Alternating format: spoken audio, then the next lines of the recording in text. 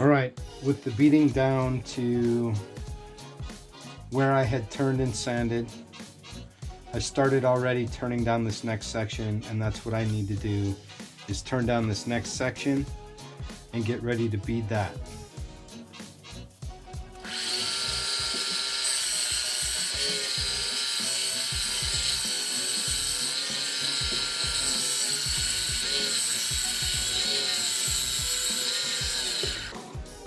Carefully checking my thickness as I go and making sure I'm maintaining the curve of the inside of the plate.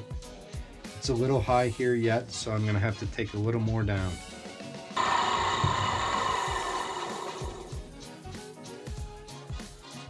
Now that's pretty good right there. But what I really need to do is take a little bit more off here and have a little bit bigger section to work with.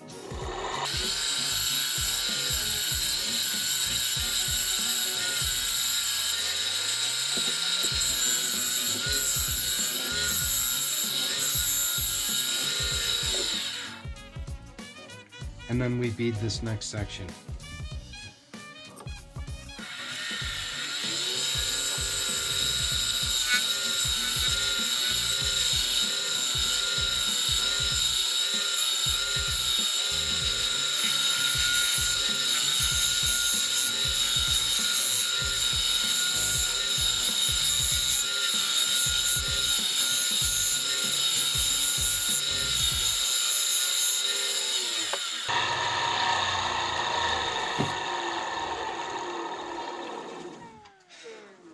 Notice that I'm not completing the last bead, and that's because once I do this next section, I'm going to use that first groove there to spot for my next one, and I don't want to do that on a completed bead. Another thing we could be doing, and I suppose I will now for you, is we could be burning as we go. On the back side, you notice I didn't do that at all. On the front side, maybe it's going to make a difference. On the vibration, maybe not. I've done it both ways. And all right, with the beading down to where I had turned and sanded, I started already turning down this next section, and that's what I need to do, is turn down this next section and get ready to bead that.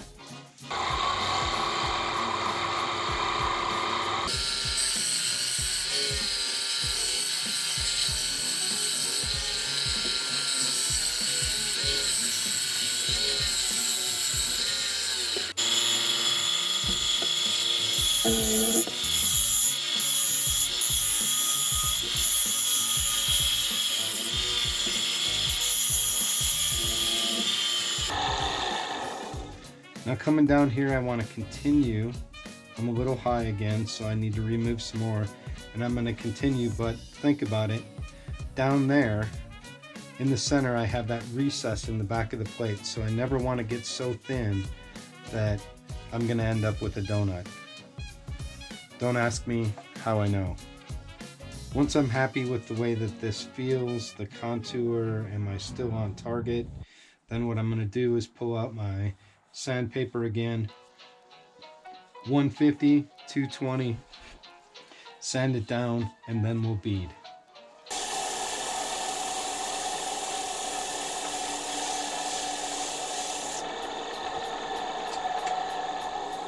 And that's the 220.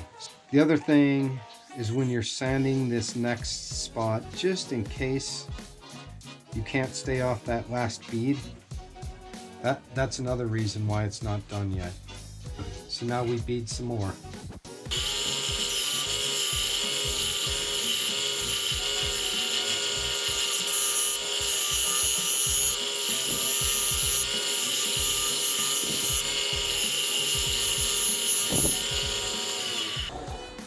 Now unfortunately I'm only this far in, but as you can see the tailstock is already starting to get in my way, and I'm gonna have to remove the tailstock. But before I do that, I'm gonna take off a little bit more of this inside so that I don't have to worry about it. Now I can either finish up my beads or I can take this off first and do the rest. And I think what I'm going to do is take this off first.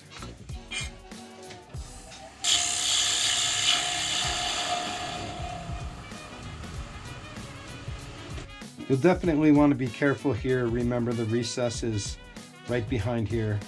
You're going to have to check this more than one time to make sure that your contour and your center, I'm a little high right here in the center still, and I have just a little lip right there. Now I've done this a few times and I have a pretty good idea, but if you're in doubt, you don't want a donut. So carefully check your thickness.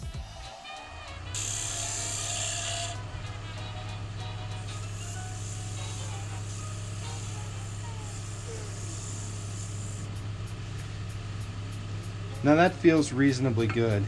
So what I'm going to do is I'm going to slow down my lathe, and I'm going to go back to my sandpaper. 150 and 220, and I'm just going to go ahead and finish out the inside here while I can.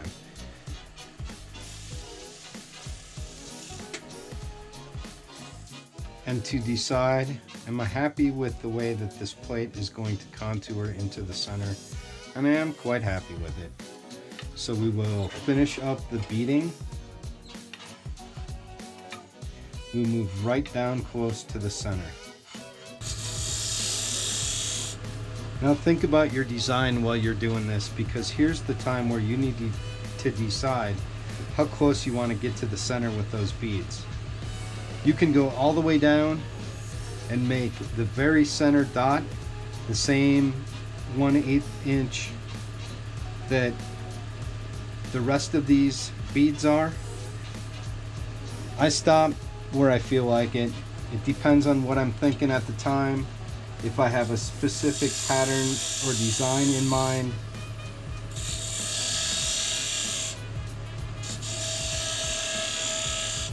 But the closer in you get, the tougher it gets to bead and to burn.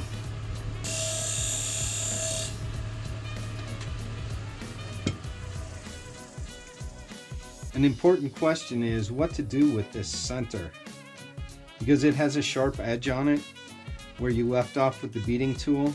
None of the rest of your beads are like that. Can you leave it? Sure. Will it look okay? It will. Will anyone notice? You will. In this case, I'm going to choose to pull out detail gouge. It's actually the bowl gouge, spindle gouge, with the Cindy Drozda grind on it. And I'm just going to touch that just enough to round it over.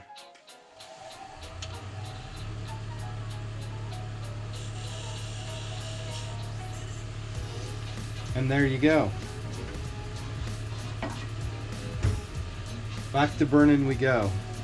Now, with things so close and so small, I'm going to use the sharpest point I have to get this center bead burnt.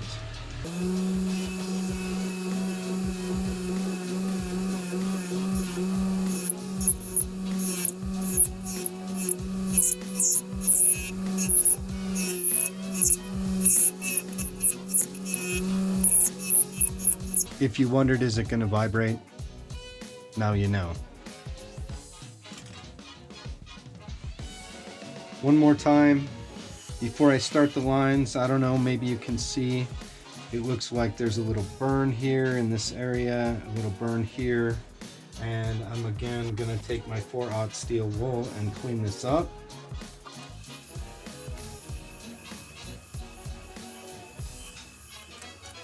It's maybe not perfect, and you can see just a touch right here in these areas here, but as you'll notice, it goes all the way out like that. From here, we're back to drawing lines. I know how much you've enjoyed this last time, but this time we want to make sure our lines are close. Things are not going to be perfect because of my homemade jig is not perfect, but I want to get close. So lucky as I am,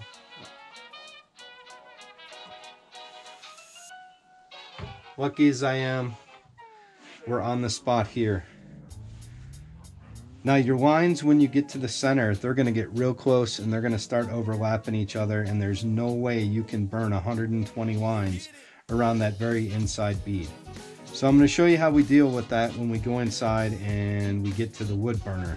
But for now, I got a whole bunch of lines to draw. So I'll talk to you soon. Down to just the last few lines.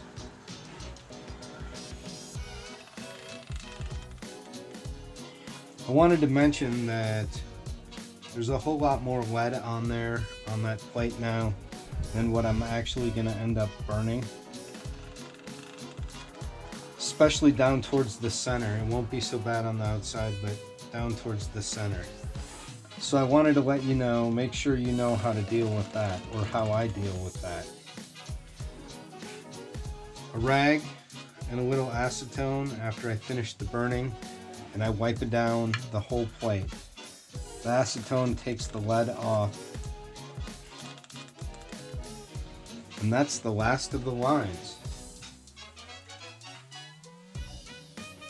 This plate is done for my shop, for being here in the lathe. And next step is to go inside and sit down with the wood burner and burn these lines.